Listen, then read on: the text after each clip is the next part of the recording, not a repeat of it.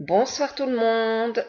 Le sujet du jour, la Body Butter crème, qui est en général une crème qui est utilisée comme crème main ou crème pour les talons, les crevasses, toutes ces choses-là. C'est une crème très très riche, très très agréable à utiliser,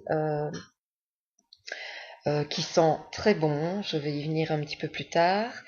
Comme à mon habitude, j'ai été comparer cette body butter avec une autre crème que j'allais auparavant chercher en pharmacie, qui était quand même une crème réputée pour être hypoallergénique, euh, très très nourrissante, etc. Ce que je ne lui enlève pas comme qualité. Maintenant, la différence par rapport à la body butter, c'est que bien évidemment, j'ai comparé les composants et dans les composants de cette crème de pharmacie, je retrouve plus de 7 substances potentiellement toxiques, dont 3, non 4 qui sont en début de liste. Donc ça veut dire qu'ils sont quand même en quantité non négligeable dans la préparation.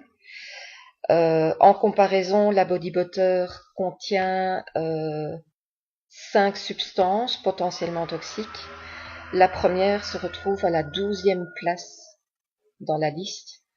Il faut savoir que dans la body butter, si je ne me trompe pas, il y en a, je crois que c'est 22 ou 24 composants. Donc, on est ici à la moitié de la liste avant de trouver le premier composant qui serait toxique ou en tout cas déconseillé.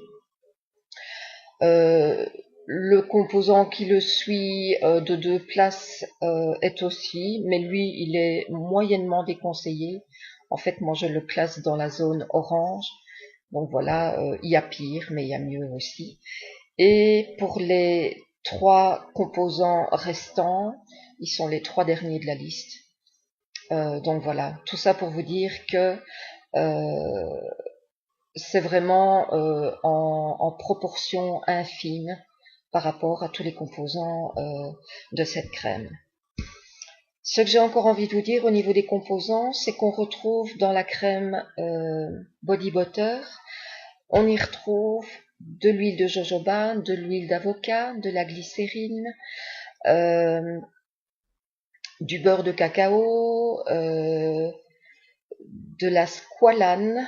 Là, j'ai été chercher parce que je connaissais pas du tout.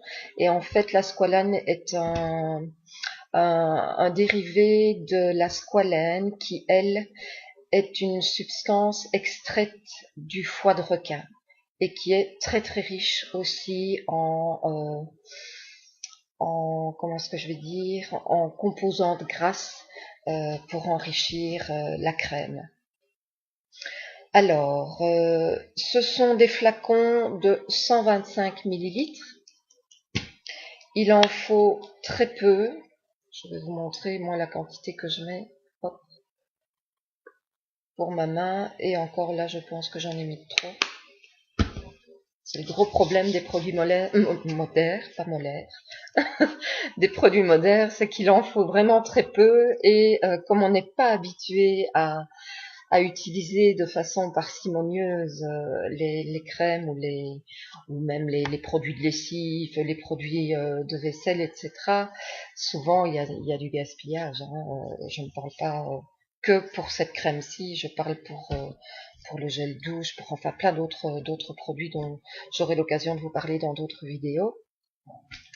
Cette crème a un parfum plus qu'agréable, un parfum, je vais envie de dire, gourmand. Vraiment. Qu'est-ce qu'on y retrouve un petit peu dans ces... Attendez, je cherche. Oui, voilà, dans les notes de fragrance. On note une petite note de caramel comme ça, de barbe à papa, de figues sucrées. Donc voilà, c'est vraiment... moi, quand je sens comme ça, j'ai même l'impression un petit peu que ça a une odeur un peu vanillée, mais je ne l'ai pas retrouvé dans les composants, donc voilà. Mais pour vous donner un petit peu une idée de ce que ça peut donner comme sensation agréable au niveau de sa senteur. Voilà, alors, c'est donc une crème que moi je conseille principalement pour les personnes qui travaillent beaucoup de leurs mains, que ce soit en jardin, que ce soit, ben voilà, mes collègues, si elles m'écoutent, enfin mes ex-collègues, si elles m'écoutent, eh bien peut-être qu'elles seraient tentées de tester cette crème qui est vraiment très bien pour en hiver ou pour les personnes qui ont tendance à faire des crevasses, qui sont les mains tout le temps dans l'eau ou dans les produits détergents. C'est vraiment une crème très très appréciée pour ce genre de